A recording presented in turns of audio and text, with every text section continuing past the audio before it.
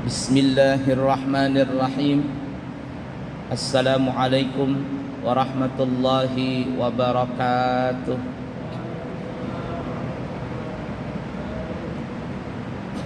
Alhamdulillahi rabbil alamin. Allahumma fasalli wa sallim ala sayyidina wa nabiyyina wa maulana Muhammadin sayyidil anbiya'i wal mursalin wa ala alihi wa ashabihi wa azwajihi wa dhurriyyatihi wa man tabi'ahum bi ihsanin ila yaumiddin, amma ba'du. Para jamaah sekalian yang disayangi Allah dan dicintai Allah, disebutkan di dalam satu hikayat cerita bahwa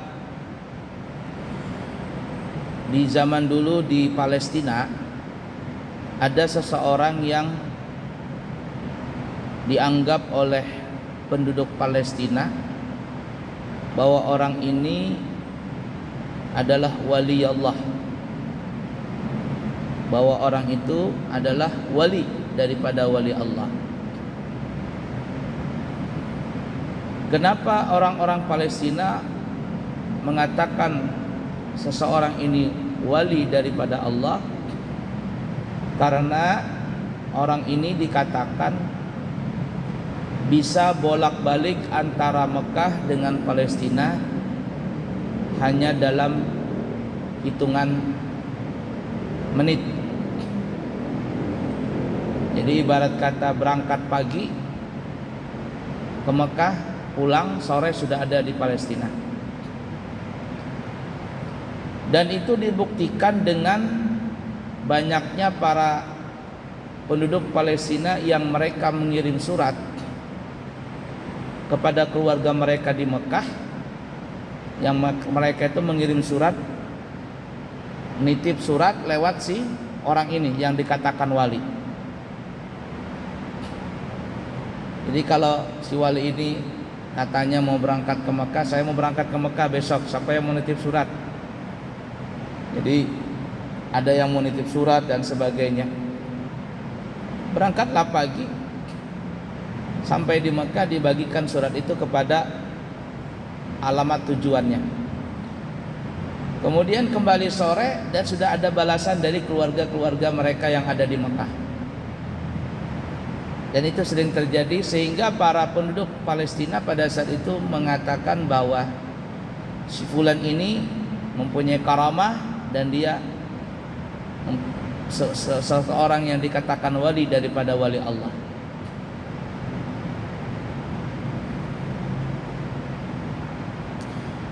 Oh, kemudian sampailah waktunya si seseorang ini yang dikatakan tadi wali di umurnya yang sudah tua, dan dia sudah meyakini bahwa dia tidak akan lama lagi akan meninggal dunia. Orang ini memanggil anaknya, si wali ini memanggil anaknya. Dia bilang kepada anaknya, wahai anakku, kayaknya abah tidak lama lagi akan meninggal dunia. Nanti kalau abah meninggal dunia, akan datang kepadamu seekor onta. Onta itulah yang membawa abah kemana-mana. Abah mau ke Mekah, mau ke Eropa, mau kemana saja pakai onta itu. Onta itu bisa terbang dengan sekejap kemanapun dia mau, kemanapun engkau mau. Nah, onta itu akan kuwariskan kepadamu, dan engkau bisa mempergunakan onta itu kemanapun engkau mau. Si anak ini gak paham apa yang dimaksud dengan onta itu. Ala kulli hal, sang bapak ini pun akhirnya meninggal dunia.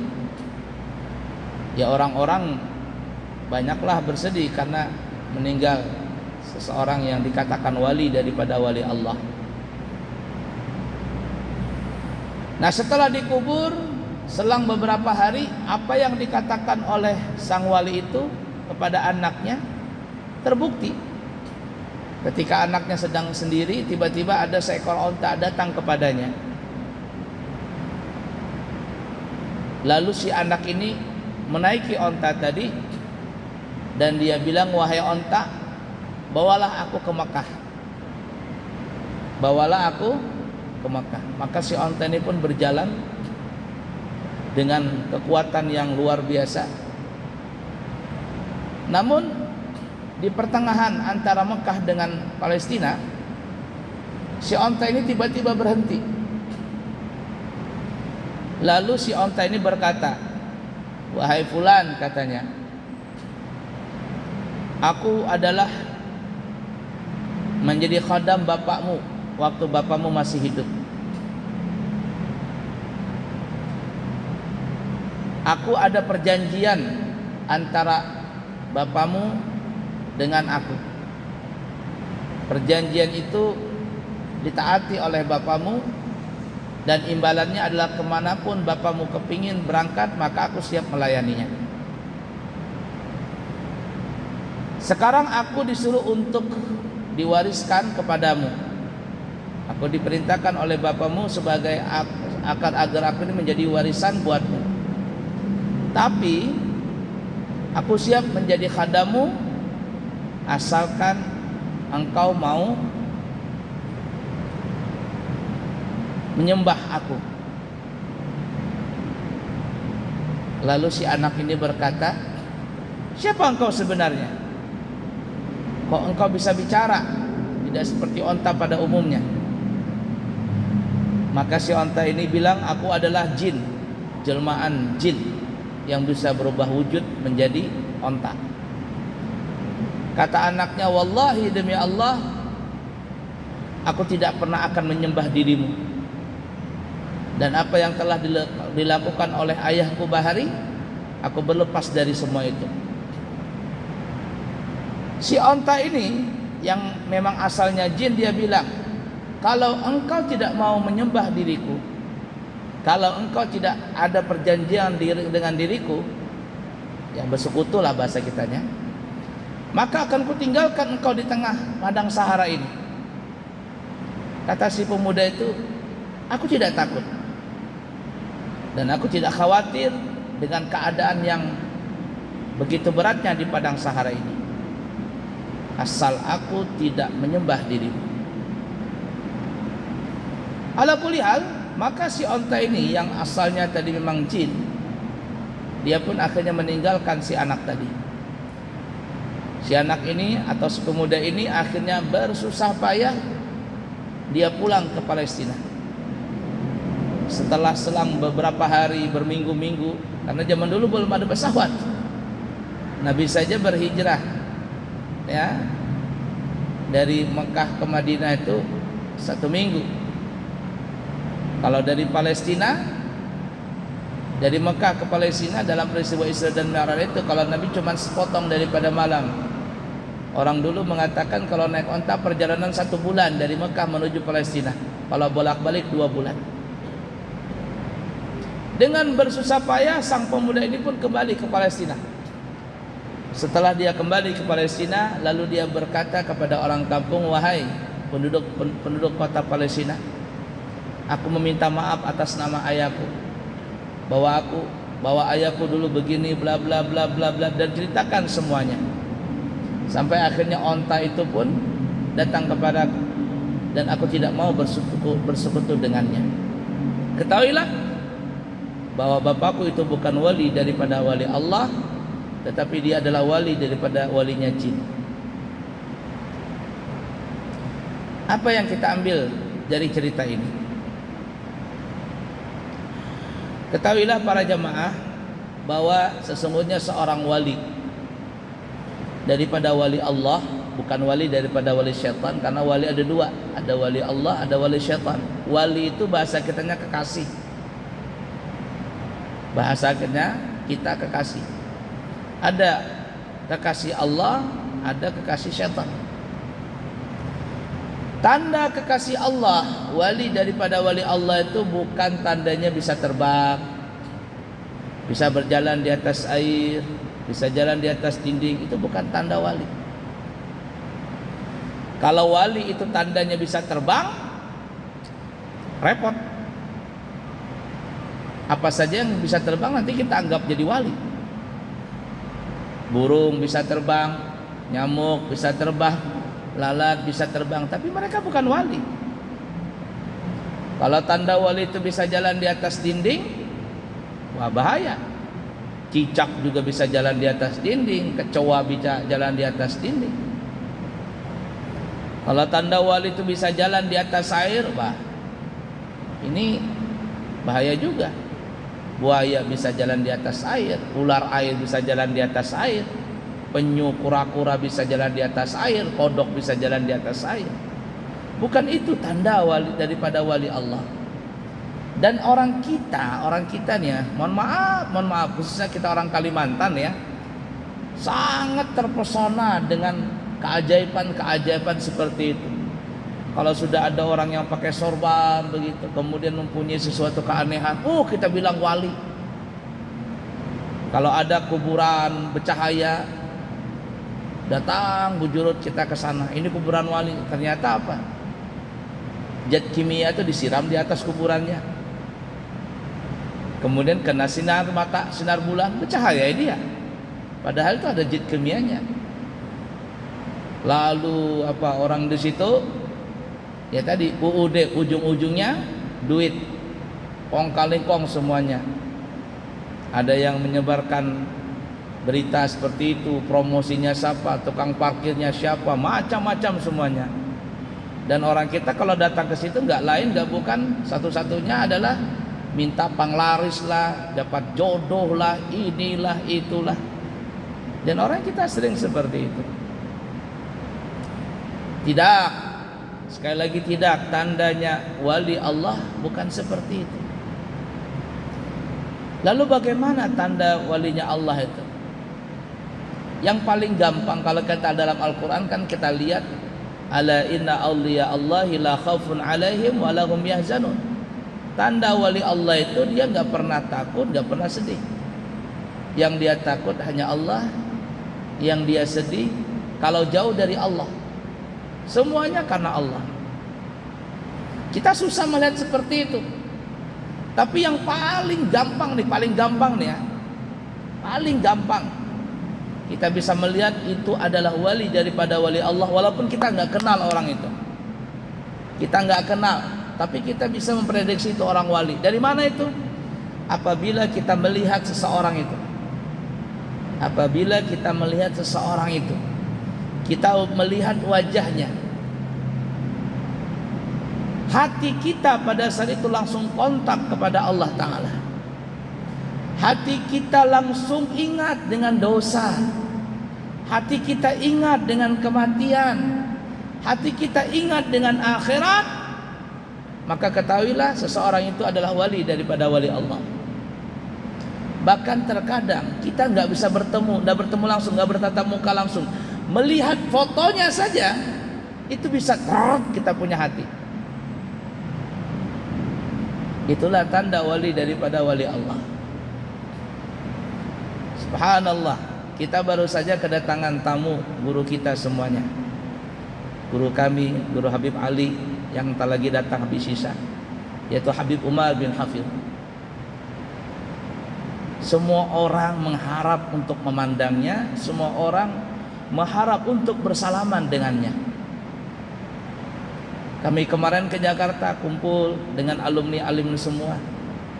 Saya bertemu dengan Habib Ali, cuma nggak salaman karena dari jauh aja banyak alumni. Kita santrinya saja susah untuk bersalaman. Cukup dengan memandang saja sudah senang seperti itu. Kerinduan bertahun-tahun tidak bertemu dengan beliau terobati dengan memandang langsung wajahnya. Subhanallah. Dedi Gobuzer ya. Dedi Gobuzer tuh salah satu di prosesnya beliau ada siapa namanya? Ditanya sama siapa yang sering nongol di Habib siapa yang di TV dan sebagainya itu. Ditanya, Dedi ini kan orangnya sombong. Ya katanya saya sombong. Kan enggak mau salaman biasanya. Kalau salaman tuh nggak mau cium tangan, samanya biasa saja. Tapi kenapa ketika bertemu dengan Habib Umar kok bisa salaman, cium tangan begitu lagi? Kok bisanya begitu? Dia bilang nggak tahu katanya, nggak ngerti. Membayangkan seperti itu. Dan kita yakin seyakinnya bahwa kita katakan bahwa Habib Umar adalah wali daripada wali Allah. Syekh Ali Jum'ah, ulama besar di Kairo Mesir, mengatakan wali min aulia Allah. Apalagi kita ini. Dan lihatin saja siapapun kita ketika kita memandang beliau, saat itulah kita punya hati ingat dengan dosa, ingat dengan Allah Ta'ala. Bahkan tidak sedikit air mata bisa mengalir dari mata kita membasahi pipi kita. Ketika beliau tersenyum, itu bisa berminggu-minggu tahannya di hati kita. Nah, itu namanya wali Allah. Allah Habib Umar oke lah, itu sudah pasti. Tapi terkadang kita bertemu dengan orang biasa begitu. Orangnya biasa saja, nggak ganteng, biasa saja, terkadang hitam. Tapi ketika kita melihat orang itu, kita punya hati itu bergeretek. Kita punya hati kontak dengan Allah Ta'ala. Maka ketahuilah orang itu adalah kekasih Allah. Sebaliknya, ketika kita ngelihat seseorang, lah hati kita tuh malah ingat dosa. Kata orang zaman sekarang, negative thinking, macam-macam di otak kita nih. Ketika kita ngelihat orang itu, otak kita nih ndak karuan sudah, mikirin yang aneh-aneh. Maka ketahuilah orang itu juga wali, tapi wali daripada walinya syaitan. Karena dia dengan memandang wajahnya saja, orang yang ngelihat bisa ingat kepada kemaksiatan. Itu paling gampang dari dilihatnya. La ilaha illallah. Kalau dalam hatinya la khaufun alaihim, tidak pernah takut, tidak pernah sedih. Kalau hati kita melihat dia, orang itu selalu, hati kita selalu menuju kepada Allah. Dan kalau kita ingin ngelihat perilakunya, kalau kita berteman dengan dia nih ya, berteman dengan dia, bergaul dengan dia, sehari, 2 hari, apalagi sampai berminggu, berbulan-bulan, atau berguru dengan dia, bagaimana kita bisa tahu bahwa itu orang adalah kekasih daripada kekasih Allah? Sangat gampang dilihatnya. Apa itu? Ada 2. Yang pertama, sifatnya itu rahim, raufur rahim. Orangnya itu penyayang, lembutan, rahmah. Itu sifatnya itu. Sifat wali itu penyayang. Lihat manaqibnya Syekh Muhammad Samman. Beliau adalah orang yang kasih sayang kepada para ulama, orang-orang alim, orang khawas, orang awam, penuntut ilmu. Dikasih sayang sama beliau. Bahkan orang-orang yang bermaksiat pun beliau kasih sayang. Menasihati, bukan membenci tapi merangkul. Ucapannya selalu manis. Semuanya itu, tingkah lakunya manis, kasih sayang. Bahkan terkadang kasih sayang mereka itu, para aulia Allah, bukan hanya kepada manusia. Bahkan lebih daripada itu, mereka berkasih sayang dengan binatang. Lihat di manaqibnya Guru Sekumpul, beliau terkadang membawa 1 sendok daripada gula. Ambil gula sesendok, ditaruh di teras sana, di depan rumah beliau. Ditanya sama orang, guru kenapa bawa gula? Jar guru, memberi makan samut. Memberi makan semut, diberi makan. Sama binatang seperti itu pun rahmah sih dia. Bahkan kalau makamnya sudah tinggi, jangankan kepada manusia, jangankan kepada binatang, bahkan kepada tumbuh-tumbuhan pun mereka kasih sayang. Mereka kasih sayang.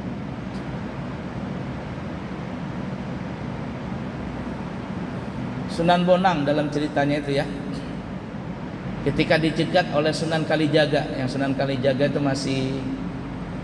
masih nakal-nakalnya waktu itu. Sunan Bonang membawa tongkat, tongkatnya gagangnya ini ada emas. Sunan Kalijaga mencegat Sunan Bonang. Wahai Tuan, wahai Kisanak, serahkan tongkatmu. Kata Sunan Bonang, kenapa engkau mengambil tongkatku? Itu tongkatmu ada emas. Nah terus untuk apa? Emasnya mau ku ambil, mau ku kebaikan kepada fakir miskin. Kata beliau, kalau seandainya engkau mengambil tongkatku, aku bagaimana? Aku tua sudah. Akhirnya Sunan Kalijaga memaksa mengambil tongkat itu. Tak diambil dengan secara paksa, Sunan Bonang jatuh. Terjatuh. Ditanya sama Sunan Kalijaga, masih muda waktu itu, kenapa engkau menangis wahai Kisanak? Apakah engkau menangis gara-gara tongkatmu kerebut? Enggak, katanya. Enggak. Lah kenapa nangis? Aku ketika jatuh tanpa sengaja mencabut rumput ini. Rumput tercabut. Enggak sengaja jatuh lalu tercabut rumput. Rumput ini tidak ada berhak aku mencabutnya. Tidak ada hajat, tidak ada hak, tidak ada tujuan untuk mencabutnya. Kalau aku cabut, dia akan mati dan dia tidak bertasbih lagi kepada Allah Ta'ala. Gara-gara itu aku menangis, gara-gara rumput. Coba yang kan, gara-gara rumput aja. Kata Sunan Bonang, kalau engkau mau emas, jangan tongkatku. Itu nah, ditunjuk sama telunjuk beliau, ibarat kata pohon kolang-kaling dari atas sampai ke bawah, dari pucuk sampai ke akar-akarnya jadi emas semuanya. Kalau mau emas itu ambil. Coba kalau kita punya ilmu segitu ya, mungkin setiap hari nunjuk pohon aja supaya jadi emas. Orang wali nggak lagi dia mengharap dunia. Di dunia di bawah kakinya sudah, nggak lagi mengharap dunia. La ilaha illallah. Itu saking ramahnya seperti itu. Manusia kasih sayang, sama binatang kasih sayang, sama tumbuh-tumbuhan kasih sayang. Seorang wali perempuan, Rabi'atul Adawiyah, pernah beliau berkhalwat di dalam hutan. Di dalam sendiri, perempuan tapi wali min auliya Allah. Di dalam hutan. Ketika beliau berkhalwat sendirian di dalam hutan, berzikir, bertafakur, dan seterusnya. Saat itu lewatlah Al-Imam Hasanul Basri. Imam Hasanul Basri lewat. Ketika beliau lewat, melihat ada Rabi'atul Adawiyah sedang duduk di tengah hutan, ibarat kata. Kemudian Imam Hasanul Basri melihat bahwa Rabi'atul Adawiyah ini duduk bukan hanya sendirian, tapi ditemani sama binatang-binatang. Binatang-binatang liar itu datang kepada beliau seakan-akan menemani begitu. Menemani beliau sedang berzikir. Heran Imam Hasanul Basri, seakan-akan binatang ini menemani mereka, menemani beliau. Penasaran Imam Hasanul Basri, akhirnya beliau mendekat kepada Rabi'atul Adawiyah. Ketika beliau mendekat kepada Rabi'atul Adawiyah, tiba-tiba seluruh binatang-binatang ini lari. Kancil lah, kijang lah, apa lari semuanya, burung-burung pada lari. Lari semuanya. Heran Imam Hasanul Basri. Padahal Imam Hasanul Basri juga wali daripada wali Allah. Lalu Imam Hasanul Basri bertanya kepada Rabi'atul Adawiyah, ya Rabi'atul Adawiyah, ketika engkau sendiri aku melihat binatang-binatang liar ini, kancil, kelinci, burung-burung menemani engkau sedang berzikir, seakan-akan engkau ini ada temannya binatang-binatang itu. Tapi kenapa ketika aku mendekat, semua binatang-binatang itu pada lari semuanya? Apa kata Rabi'atul Adawiyah? Ya Imam Hasanul Basri, engkau jangan salahkan binatang-binatang itu lari. Sama aku dia tidak lari, tapi sama engkau mereka lari. Jangan salahkan mereka. Tapi tanyakanlah kepada dirimu, apa yang engkau makan sebelum engkau datang ke sini? Sebelum engkau datang ke hutan ini, apa yang engkau makan? Kata Imam Hasan Basri, aku enggak makan apa-apa, cuman aku makan kuah sop. Kuah sop tapi dari lemak tulang. Ya, kuah sop tapi lemak dari tulang. Nah, kata Rabi'atul Adawiyah, itulah sebabnya mereka lari. Kenapa? Karena mereka menyangka jangan-jangan engkau mau makan mereka ini. Karena ada lemaknya. Subhanallah, sampai segitunya ada para aulia Allah. Jadi itu yang pertama ya. Kalau kita melihat tingkah laku para aulia itu, satu, kasih sayang. Yang kedua, ini yang sering dikatakan guru sekumpul. Apa itu? Orangnya pemurah, orangnya nggak pelit. Lihat manakibnya Tuan Guru Syekh Muhammad Samman. Ketika orang-orang kaya datang kepada beliau, pejabat-pejabat membawa emas, perak dan semuanya untuk memberikan hadiah kepada beliau. Dan ketika mereka semuanya pada pulang, emas, perak, berlian, apa semuanya dibagikan oleh Imam Syekh Muhammad Samman Al-Madani. Bagikan semuanya habis, tanpa tertinggal sedikit pun di tangan beliau. Tanda orang wali yang kedua, perilakunya adalah orangnya tidak pelit. Karena kalau orang pelit nggak mungkin jadi kekasih Allah. Al-bakhilu aduwullah. Orang pelit musuhnya Allah. Bagaimana mungkin orang pelit jadi kekasih Allah? Nggak mungkin.